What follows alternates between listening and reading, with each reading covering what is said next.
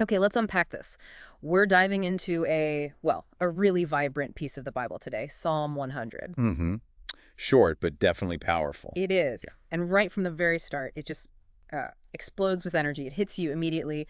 Shout for joy to the Lord, all the earth. Yeah, not suggest, not invite, but shout. It's quite a command. Exactly. And then worship the Lord with gladness, come before him with joyful songs. It's all very active, very positive. Right. So the energy is undeniable. So our mission, I guess, for this deep dive is to figure out, what's behind this. What does the psalm tell us about the core reasons for such, enthusiastic joy and thanksgiving? Why the shouting?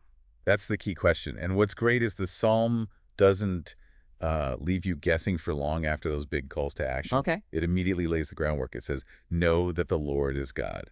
Full stop. Ah, so knowledge comes first. It's not just pure emotion. Precisely. This knowing, this recognition of who he actually is, that's presented as like the essential starting point.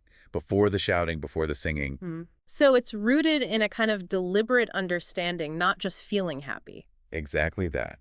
And then it tells you why that knowledge is so crucial. It says, it is he who made us, and we are his. We are his people, the sheep of his pasture. Okay, yeah. Think about that. The reasons given are huge. First, our existence itself. He's the creator. Right, the ultimate source. And second, belonging. Yeah. We're not just, accidents. We are his.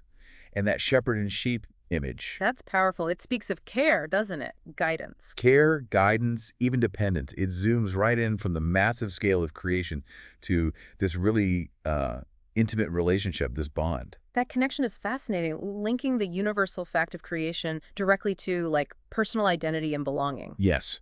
And that understanding, that relationship, seems to be what fuels the next part, the action. Okay, so how does that play out? Well, the psalm then gets really specific about how this joy, this belonging shows up in worship. Enter his gates with thanksgiving and his courts with praise. Gates and courts. Sounds like a specific place, like the temple. Historically, yes. That's likely the reference places of communal worship. But notice the actions are very concrete. Thanksgiving and praise.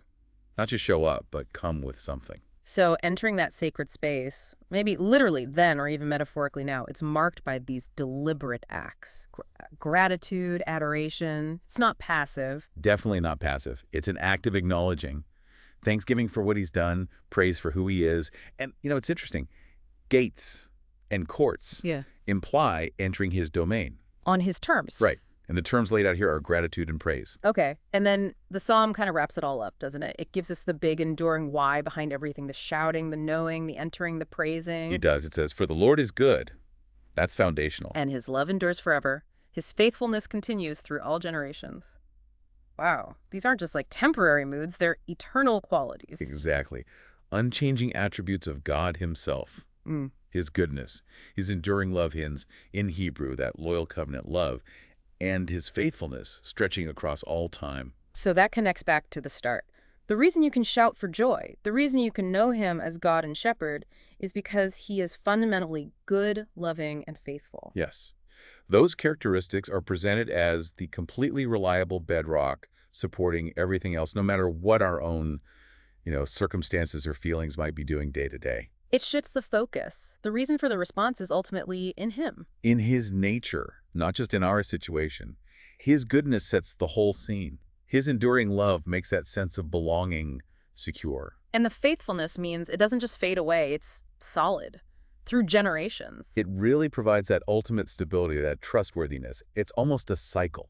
Know him, understand the relationship, express it actively with thanks and praise, all resting on his unchanging character. So what does this all mean for you? We've sort of walked through the Psalm's intense call to joy, the foundational need to know God as creator and shepherd, the specific actions of worship, thanksgiving, and praise, and these ultimate enduring reasons, his goodness, his love, his faithfulness. And thinking about that last part, his faithfulness.